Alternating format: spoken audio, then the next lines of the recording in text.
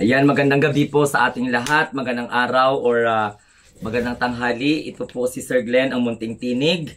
Ayan, magandang balita po ito sa lahat ng mga naghahanap kay Kibuloy na wanted sa batas ngayon sapagkat naharap siya sa patong-patong na kaso. So kakalabas lamang po na balita na yung kanyang 19 na di umano'y baril na hawak-hawak ay nirevoke na po, no? Ng Philippine National Police yung kanyang license to own, no? And possess firearms. So yan po ang kakapasok lamang na balita. So ibig sabihin pinawalang bisa na po ng ating Philippine National Police at ito po ay pirmado ng ating PNP chief na si Marbel. Sigurado makaaw-aw na naman ito mga DD-shets at bakit tinaapi si Kibuloy na rapist di umano sapagkat naharap-harap siya sa kasong panggagahasa, pangmumolestya at qualified trafficking. Ayon po kasi sa Firearms and Ammunition batas, pwedeng tanggalan daw po ng license to own and possess firearms kung ang isang ang nagmamay-ari nito ay naharap sa kaso na mayroong parusang pagkakulong ng mahigit sa 2 taon. Okay? So, klarong-klaro po to. This is really a welcome development. At nakikita po ng ating mga kapulisan at ng ating otoridad na maaaring maging delikado pa po ito, no? Sapagkat si Kibuloy kasi pwedeng i-arrest ng mga citizens kaya lang pinapaingat yung ating mga kababayan dahil wanted naman siya. Nagtatago naman siya, di ba? Unang-una, siya po ay pinapaharap sa Kongreso at saka sa Senado dahil po sa kanyang contempt, no? Nagkaroon ng show cause order, ng arrest order at lalong pa po 2 korte ang nagpalabas ng warrant of arrest, ang yung Pasig na trial court and syempre yung isang korte dyan sa Davao. So talagang good job po sa Philippine National Police, at least hindi kayo na-pressure, hindi kayo nagpapa-impluensya at talagang ginawa po ninyo ang nararapat. Dahil ito naman po talaga, no? Di naman ako naniniwala na hindi ito pinag-aaralan ng ating PNP at ng ating kapulisan na may mandato upang tingnan kung karapat-dapat pa po bang magmamay-ari o bigyan ng pribilehiyo o ng lisensya itong si Kibuloy, no? At hindi lang si Kibuloy itong naka-experience ng mga ganito. Marami na rin.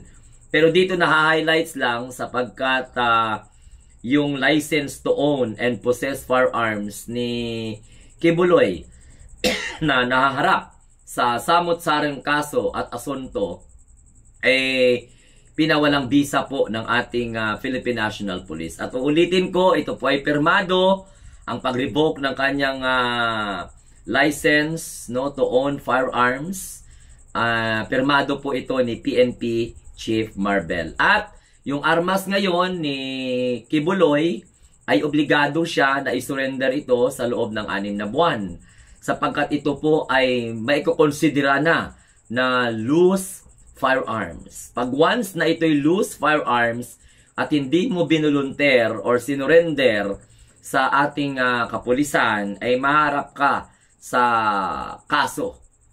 No? So klarong-klaro po 'yan, mga kababayan, mga kamunting tinig, mga nagmamahal sa bayan. Ito po ay isang patunay na talagang maganda ang hakbangin ng ating PNP. Pero hindi po ito ligtas sa mga mata ng mga DD-shets at mga kaalyado na mga taga-condom nation ni disappointed son of Donald Duck, disappointed son of God di umano, no, na si Pastor Apollo si Kibuloy. So Pastor Apollo si Kibuloy, huwag ka nang magmatigas, lumabas ka na, harapin mo kung ano yung dapat mong harapin, patunayan mo na ikaw ay walang kasalanan at hindi ka threat sa ating bayan. At huwag ka nang mandamay ng mga inosente mong mga tagasunod.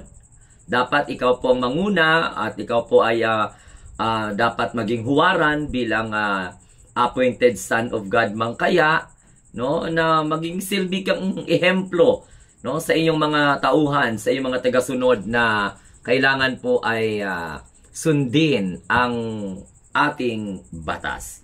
So, hanggang sa muli, maraming salamat.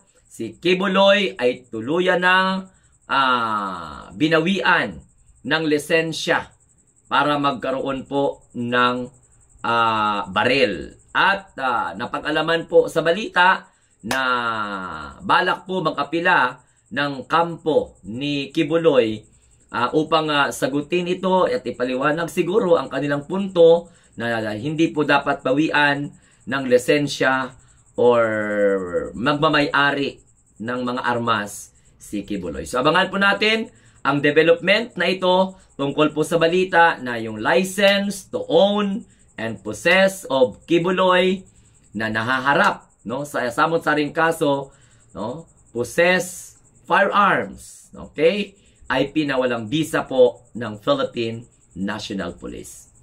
Ito po muli ang inyong munting tinig. Sa hindi pa po nakapag-subscribe, sa bago pa lang po sa aking channel, subscribe na po kayo upang magkakasama tayo ng mga pro-government people and pro-PBBM. And syempre po, huwag kalimutan mag-like at mag-share. Salamat, and ano pong makomment po ninyo sa bagong development na ito na nanindigan na po ngayon at nagdesisyon ang Philippine National Police na bawian at pinawalang bisa na po, no, ng ahensya ng gobyerno na ito ang license to own and possess of firearms ni Kibuloy. Nakaalyado ni Rodrigo Duterte at ipinagtanggol ni Sara Duterte at ni Bato de la Rosa at ni Robin Padilla, ni Aimee Marcos at Cynthia Villar at the other pa. So bye-bye and God bless everyone. Mabuhay po tayong lahat.